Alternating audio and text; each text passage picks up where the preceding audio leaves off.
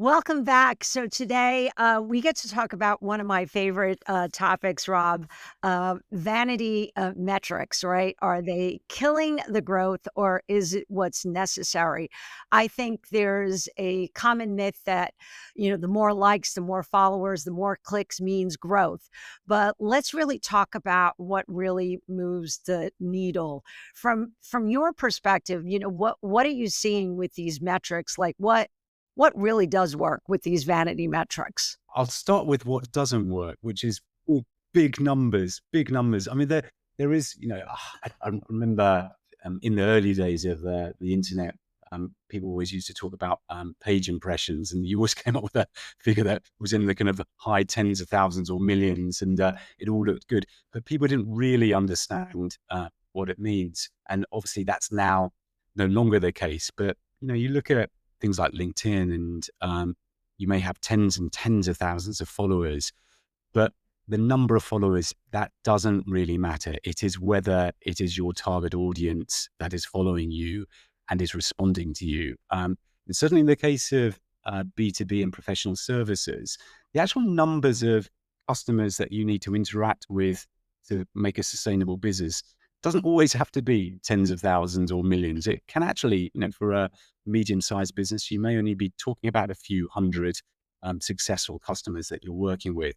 So I think on the social media side, certainly focusing on who it is that is actually following you, who it is that is actually liking you.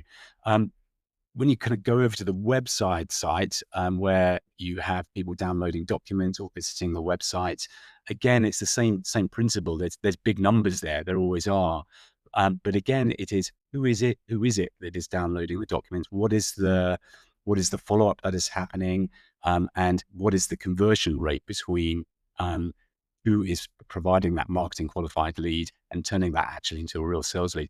So those things are it is those second figures. It's those ones around conversions are really the ones to focus on, not those big vanity figures. Right. I love that you said that conversion rate. I'll share an interesting story. I was working in an organization where I was managing sales and marketing was just turned over to me. And their incentive was a number of leads that they generate, the marketing department would generate. And so their objective was always to increase that number. So let's say if it was, 500 going up to, 600 the following year, 700. But then I asked a simple question when I started taking on responsibility. I said, what's the conversion rate? Because I mean, I don't care if I'm generating, 600 today. Um, if I generated more closure when I generated 500, clearly I was targeting the right audience with that. So what's the conversion rate? And that wasn't being measured or tracked, right? So that is a key item because the whole objective is not, it almost feels a little bit like tag you're it. I generated the leads. Okay, you're off and running now. It's up to sales to really get these over the finish line. But the reality is, it's the quality of the lead. So what if the conversion rate is really low? How is that relating to your pipeline and your pipeline velocity, right? What's your customer lifetime value, right? Like, how do they view you? I mean, those are kind of the important metrics that you should look at. So I couldn't agree with you more when you say, conversion rate. Yeah, there is a challenge though to give both kind of marketing and sales team a kind of a fair view on this, because you kind of you provide a lead from that, let's say, is marketing generated, and then it kind of goes over to the sales side, and it depends on what your CRM or sales systems are like. It can be recorded correctly or incorrectly, and then it kind of gets tied up into a sales cycle that may or may not convert straight away, and then there may be other touch points. And I suppose part of the challenge, and I recognize this, is that it's sometimes a bit difficult to actually find that how a lead that was generated in January might have actually then converted. It may even be sort of 6-7 months later. So it is kind of just kind of calling that out because it is a kind of a recognized challenge. But at the same time, if marketing and sales are working to the same success, which is to bring on board clients. That shouldn't be an issue. There shouldn't be a issue with understanding where leads originated from, even if they kind of disappear into this kind of rather confusing cloud of kind of how they were moved from one stage to another. But yeah, systems are always a bit of a challenge when it comes around to kind of monitoring exactly where things go to. Right. I want to highlight two things that you just said because I think they're so critical just to, drive the point home.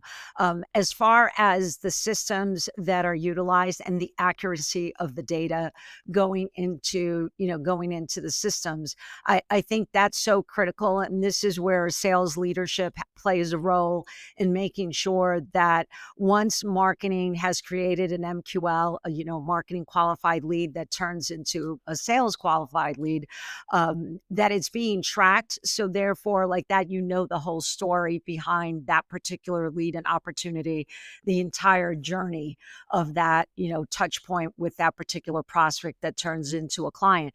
But the other point that you mentioned is having similar goals and targets. The example that I used where marketing's target was just to generate leads and not necessarily to have conversion is a disconnect from what sales is obviously incented to do, and is to obviously bring on board, more clients and more opportunity. So there needs to be a link between the two where they're fighting for the common cause of securing more clients. So that's a great point, Rob, and I think definitely needs to be harped on because it's so critical. Yeah, I think we may touch on this later, but marketing don't generally get paid commission or necessarily bonuses on sales, and I can understand that. But at the same time, if you really want to bring the same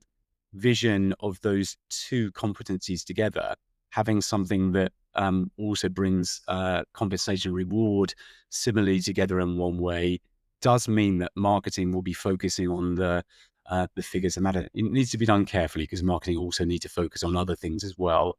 But that is one tip for people to consider when it comes around to bringing that alignment between the two functions. Right. And I think basically what we're saying, Rob, is the message is when you measure what matters, you grow what matters, right? You need to kind of look at your KPIs and make sure that they're aligned with driving the right behavior within an organization. So our call to action is, what's one vanity metric you've seen people obsess over that didn't move the needle? Let's discuss and let's call it out together. And how can we change that story?